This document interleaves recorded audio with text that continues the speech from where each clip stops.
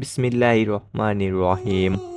আসসালামু আলাইকুম ওয়া রাহমাতুল্লাহি ওয়া বারাকাতুহু। সম্মানিত ভাই ও বোনেরা, আপনারা কি কখনো ভেবেছেন যে পৃথিবীটাতে আমরা বাস করছি সেখানে অগণিত সৌন্দর্য ও সম্পদ থাকা সত্ত্বেও সত্যিকারের শান্তি কোথায়?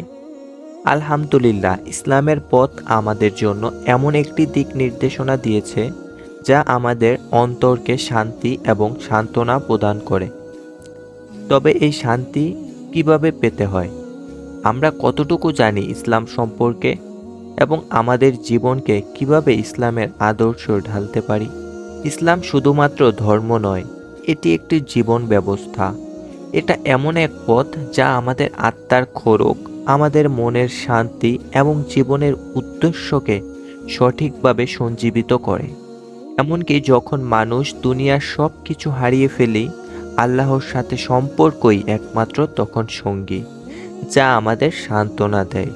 ইসলাম আমাদেরকে শেখায় অন্যদের প্রতি ভালোবাসা, সম্মান, সহানুভূতি আর সকল মানুষের সাথে ন্যায় বিচারের প্রতিষ্ঠা। এই মূল্যবোধের মাধ্যমে আল্লাহ আমাদের অন্তরকে শান্তির অধিকারী করে তোলেন। এটি একটি শক্তিশালী বার্তা যা প্রতিটি মুহূর্ত আমাদের মনে রাখতে হবে। আল্লাহর জিকিরই হৃদয় প্রশান্তি পায়। এমনকি যখন আমরা কঠিন সময় পার করছি, তখন আমাদের স্মরণ আমাদের হৃদয়ে শান্তি আনতে পারে। এই শান্তি আমাদের সত্যিকার সুখের চাবিকাঠি। আজ থেকে প্রতিদিন ছোট ছোট কাজগুলোতে আমরা ইসলামের দিক নির্দেশনা করব। আপনার জীবন যদি আজ এক স্থিতিশীলতার অভাবে চলছে, তবে আজই আল্লাহর দিকে ফিরে আসুন।